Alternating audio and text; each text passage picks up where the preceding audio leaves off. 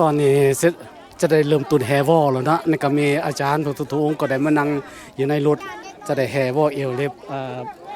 สิ้นปากของเฮาหลังจากนั้นก็เอามาโหดสูงเนาะมันก็มีศรัทธาญาติโยมก็ได้มารอจะได้มาแฮวอเนาะดังนั้นมีศรัทธาญาติโยมหลายๆคนก็ได้มาเอาตุนเอาคันมาเต็มจะได้แฮวอเล็บซิมของเฮาเนาะจะได้เริ่มต้นเดี๋ยวนี้แหละเพราะว่าศรัทธาก็ออกขยอยกันมาแล้วก็มีทางอาจารย์เพิ่นก็ลงมาแล้ว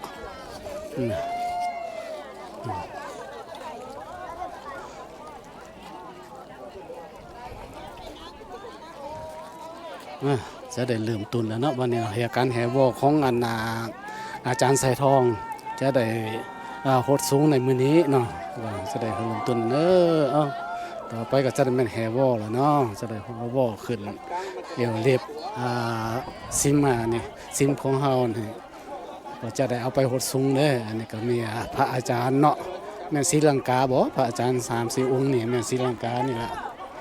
ศรีลังกาละแล้วก็มีทาง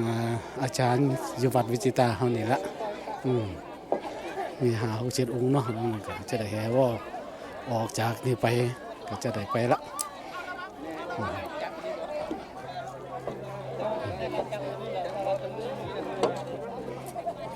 สทายาโยมก็กำลังถือตุนถือขันขึ้นมาแล้วถือตุนถือขันขึ้นมาจะได้แห่วอพระอาจารย์ใส่เนาะกดทรงพระอาจารย์ใส่จะได้เริ่มตุนอันนี้เนี่ย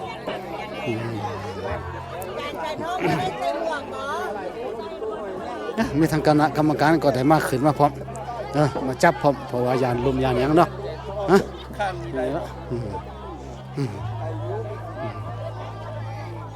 เริ่มตุนแห่วอเนาะพระอาจารย์ก็หลายองค์จะได้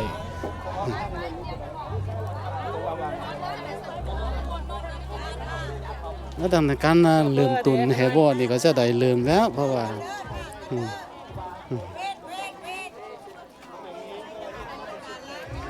ศรัทธาญาติโยมกำลังแห่กันเข้ามามีตุนมีตุนปรมีบ้างเพื่อนว่าจะได้มาถือแห่วอนี่นะจะได้ลืมตุนแห่วอต่อไปแล้วเนาะ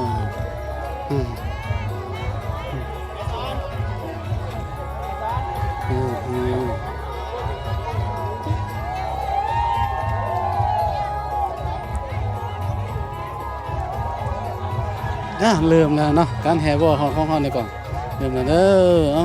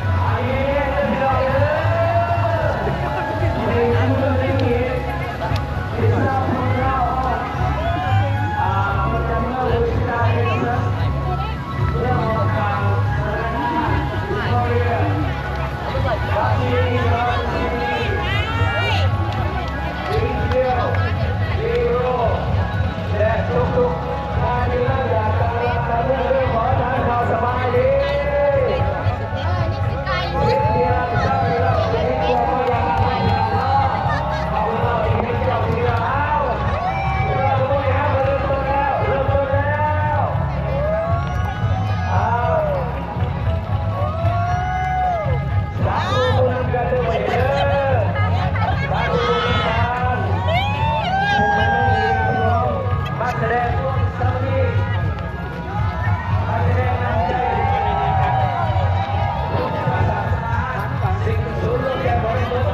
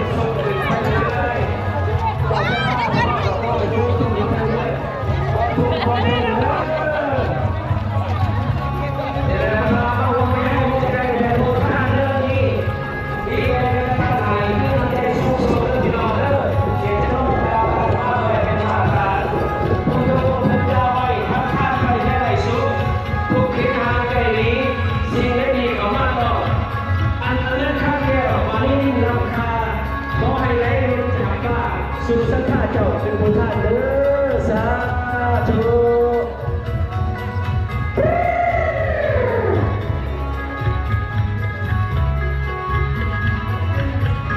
สบายดีบ่พอได้พอกันโดนหายเจ็บหายจนทุกคนเป็นจังได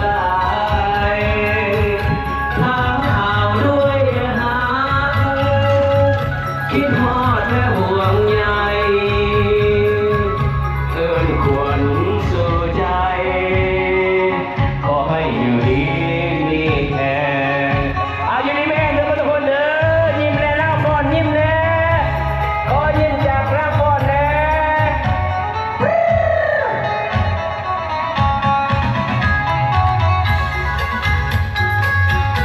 ดีแล้วพี่น้องเอ้ยคำคมดีเหมือนสั่นน้ำมองเสียหาย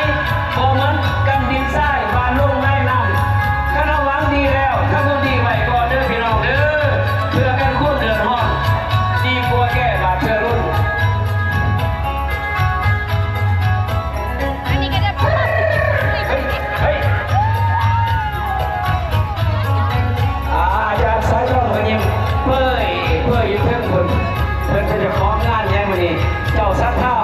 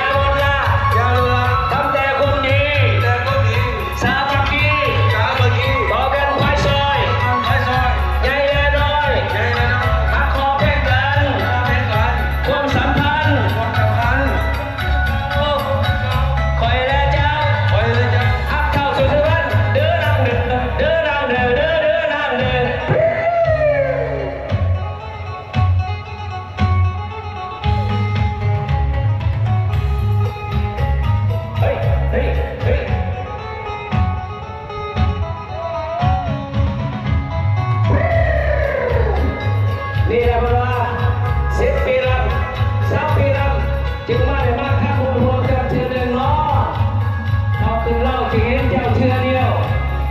ดอกกระเจียวจนแห้งจึงได้แวะมาหมาย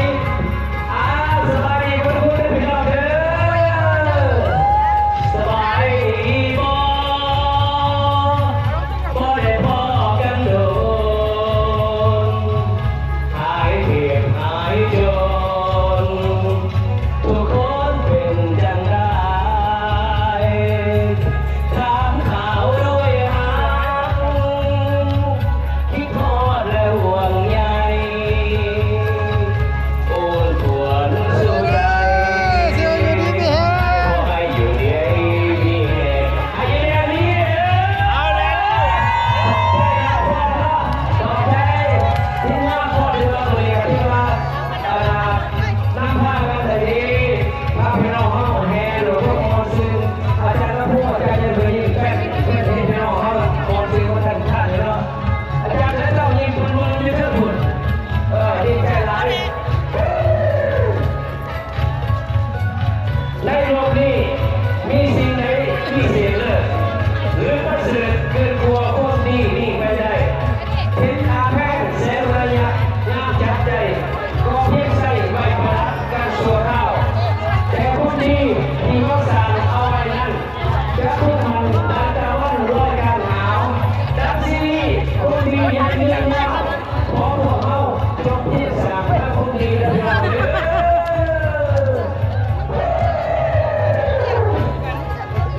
เดี๋ยวมาสามัคคีสมัครกันตั้งโอสุโขความสามัคคีอยู่บนไหนความสำเร็จอยู่บนนั้นถามข่าวสบายดีพี่น้องจากการเล่นซิกี้ด้านซิกี้เลยเด้อซาเบน่าแอมโพเรียลิงโรสบายดีทุกคนเด้อสบายดีสบายดีน้องๆบ่เห็นกันกับที่ว่าที่งานนี้เนี่ยแค่ใส่ทุกคนสบายดีเนาะ สบายดีสบายดี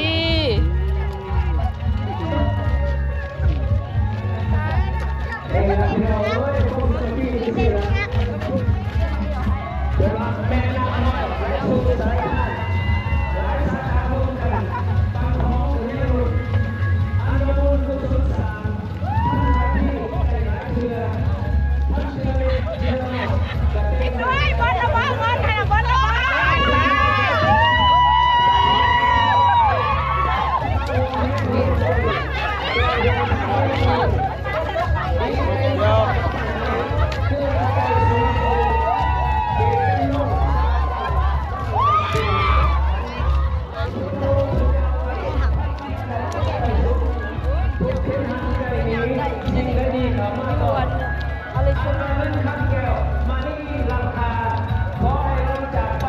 สุดยอดเจ้าผู้บุญท่านเด้อสาธุขอยิ้มเด็กพ่อเด้อขอยิ้มเด็กพ่อเด้อขอยิ้มขอยิ้มโอ้ยขอบใจเด้อขอยิ้มหนูหลานเด้อเดี๋ยวขอยิ้มขอเสียงเด้อขอเสียงเด้อ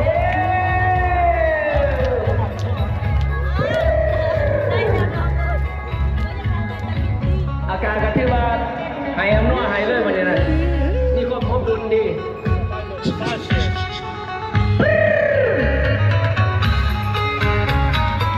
เข้ามาบูชาพระพุทธบูชาพระธรรมบูชาพระสงฆ์จิตจำนง